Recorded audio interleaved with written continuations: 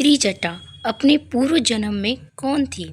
त्रिजटा रावण की नगरी में एक ऐसी राक्षसी थी जिसका जन्म तो राक्षस कुल में हुआ था, लेकिन उसका हृदय देवियों के समान पवित्र था। वे रावण को दुष्ट और पापी समझती थी। वे भगवान विष्णु में विश्वास रखती थी। रावण के द्वारा माता सीता का अपहरण किए जाने के पश्चात उन्हें अशोक वाटिका में रखा गया था, जहां त्रिजटा को ही उनकी सुरक्षा का उत्तरदायित्व सौंपा गया था। उस समय त्रिजटा अपनी बुद्धिमत्ता के साथ माता सीता को संभाला था। त्रिजटा के जन्म के बारे में वाल्मीकि रामायण और तुलसीदास जी की रामचरितमानस में तो नहीं बताया गया है, लेकिन कुछ अन्य भाषाओं में त्रिजटा के बारे में भिन्न भिन्न विवरण सुनने को मिलते हैं। त्रिजटा को लेकर बहुत सारे सवाल उठते हैं, जैसे राक्षसी होते हुए भी उसने माता सीता को कोई नुकसान क्यों नहीं पहुंचाया? किसकी पुत्री थी त्रिजटा? रावण उस पर इतना विश्वास क्यों करता था? तो चलिए जानते हैं इन सारे सवालों के जवाब। पौराणिक कथाओं के अनुसार त्रिजटा पिछले जन्म में एक खूबसूरत अप्सरा हुआ करती थी। उसका नाम सुलेखा था और वो इंद्रदेव की शोभा मानी जाती थी। सुलेखा को चित्रसेन नाम के गंधर्व से प्रेम हो गया था। दोनों देवराज इंद्र के दरबार में नृत्य करके सभी का मन बहलाया करते थे। एक दिन नृत्य करते करते सुलेखा को यह आभास हुआ कि वो बहुत जल्द चित्रसेन से बिछड़ने वाली है और वो रोने लगी। तभी सभा में नारद मुनि का आना हुआ। उन्होंने कहा, सुलेखा, तुम्हें रोने की जरूरत नहीं है।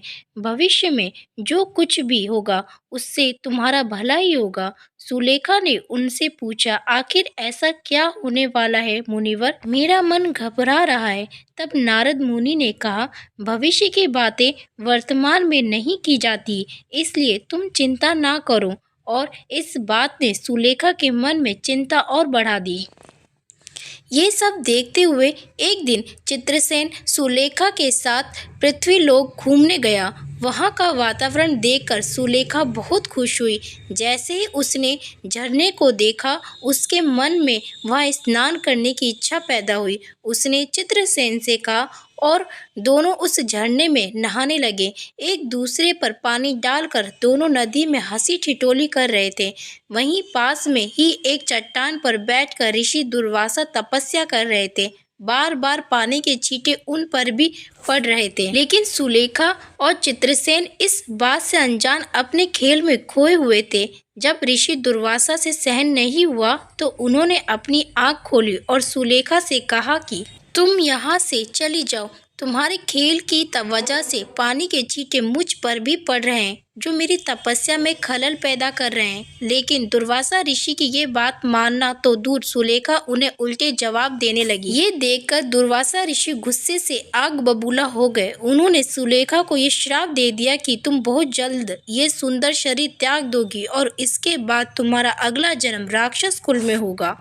दुर्वासा ऋषि के इतना कहते ही चित्रसेन ने उनके पैर पकड़ लिया और सुलेख की तरफ से माफी मांगने लगा। सुलेखा को भी अपनी गलती का एहसास हुआ और वह भी दुर्वासा ऋषि के पैरों में गिरकर उनसे माफी की भीख मांगने लगी। तब दुर्वासा ऋषि ने कहा, मैं अपना श्राप वापस तो नहीं ले सकता, लेकिन ये वरदान देता हूँ कि तुम्हारे उस जन्म में तुम्हें साक्षात भगवान विष्णु और माता लक्ष्मी के दर्शन होंगे। देवी सीता, जो साक्षात लक्ष्मी का अवतार होगी, उनकी सेवा करके तुम्हें श्राप से मुक्ति मिलेगी। और ठीक है, वैसा ही हुआ। मालिन नाम का एक राक्षस हुआ करता था, जिसकी पुत्री का नाम कंचुकेशी था।